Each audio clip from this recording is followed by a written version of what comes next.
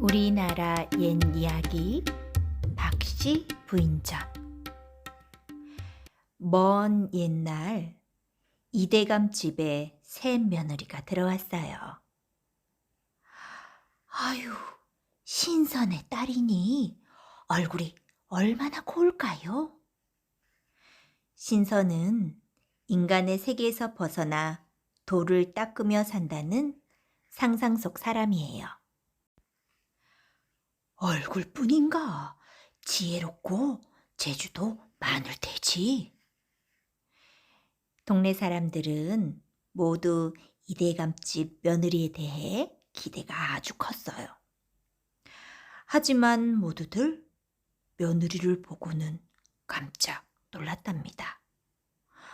얼굴은 얽어서 우둘투둘하고 코는 울퉁불퉁 돌멩이 같고 또 입은 어찌나 크고 두툼한지 꼭 두꺼비 같았거든요. 새신랑인 이시백은 부인을 쳐다보지도 않았어요. 박씨 부인은 남편과 함께하지 못하고 별당에서 홀로 지냈답니다. 그런데 박씨 부인에게는 신통한 재주가 있었어요. 한 번은 시아버지가 임금님을 뵈러 가야 되는데 마땅한 옷이 없는 거예요.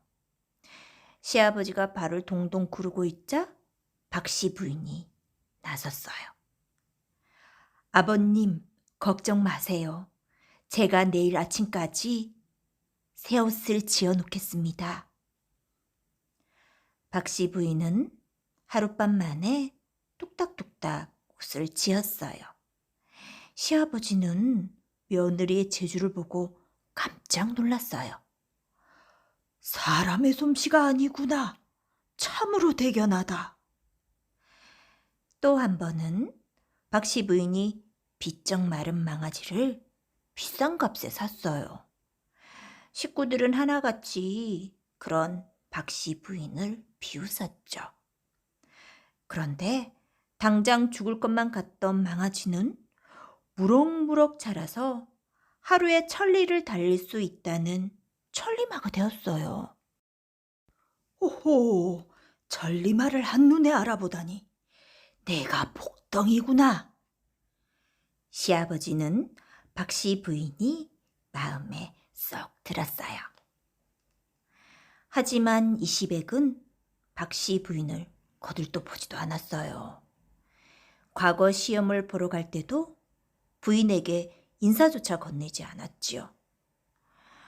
박씨 부인은 서운해서 눈물이 났지만 꼭 참고 이시백을 쫓아가 연적을 건네주었어요. 연적은 벼 위에 먹을 갈 때 쓰는 물을 담아두는 그릇이에요. 서방님, 이 연적을 가져가시면 시험을 잘 치르실 거예요. 이시백은 툴툴거리며 연적을 받아 넣었지요. 시험장에 들어간 이시백은 문제를 보고는 고개를 푹 떨구었어요. 한 번도 공부한 적이 없는 어려운 문제가 나왔거든요.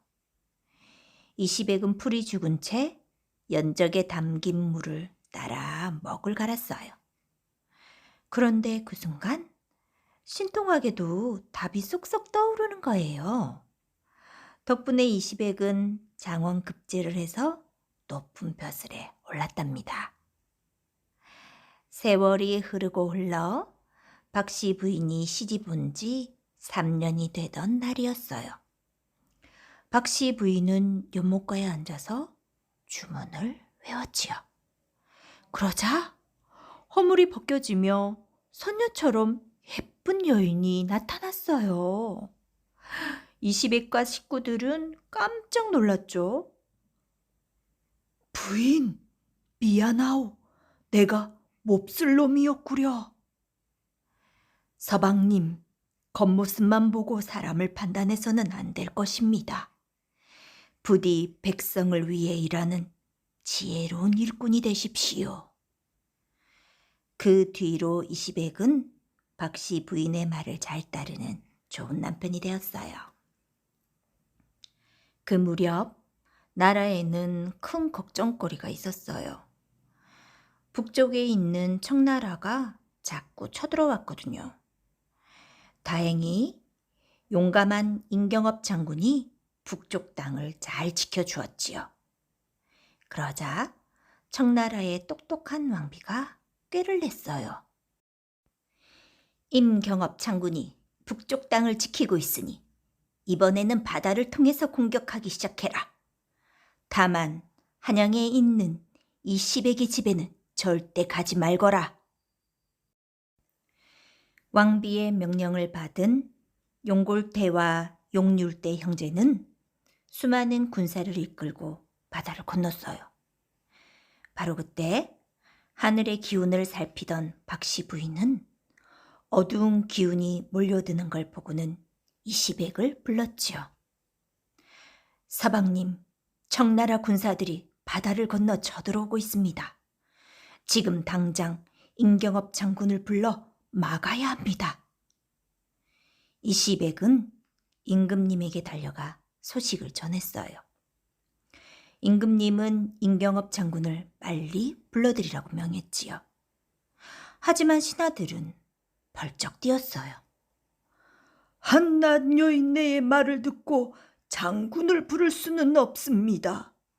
그러다가 청나라 군사들이 북쪽 땅을 공격하면 어찌 시렵니까, 전하? 임금님과 신하들이 실랑이를 벌이는 사이 청나라 군사들은 궁궐까지 들이닥쳤지요.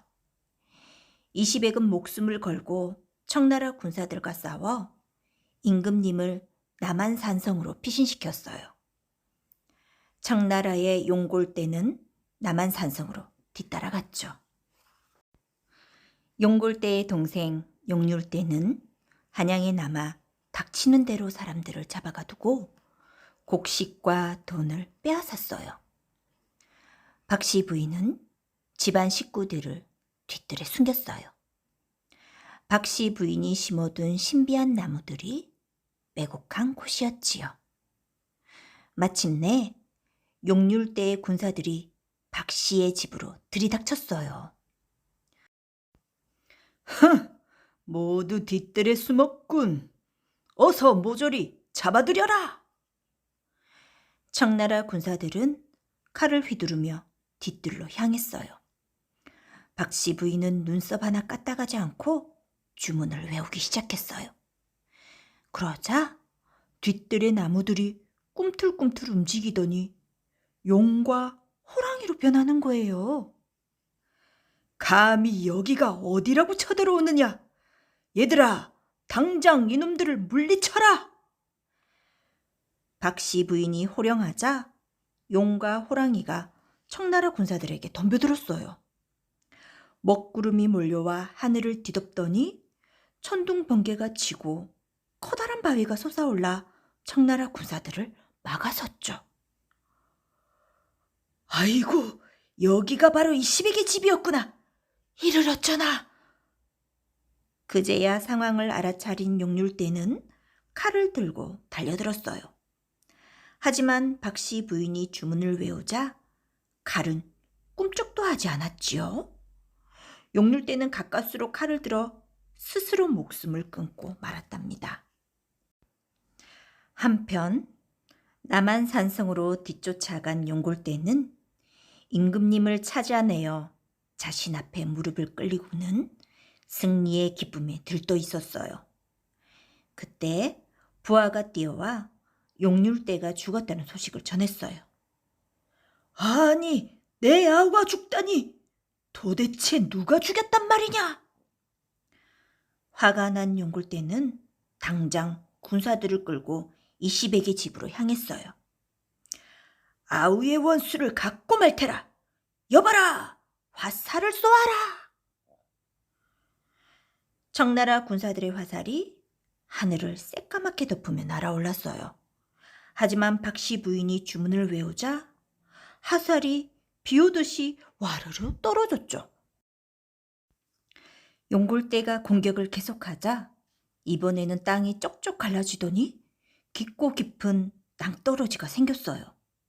청나라 군사들은 순식간에 아래로 떨어졌어요. 대포에 불을 댕겨라! 뒷뜰을 모조리 태워버려라! 펑펑 대포를 쏘아대자 활활 타오르는 불덩이가 날아올랐어요. 하지만 박씨 부인이 커다란 부채로 바람을 일으키자 불덩이가 거꾸로 날아 청나라 군사들에게 쏟아졌답니다. 네, 이놈! 당장 물러가면 목숨만은 살려주겠다!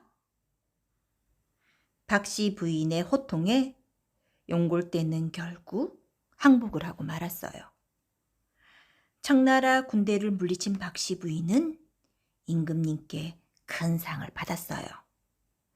박씨 부인과 이시백은 이후로도 백성들을 도우며 행복하게 잘 살았답니다.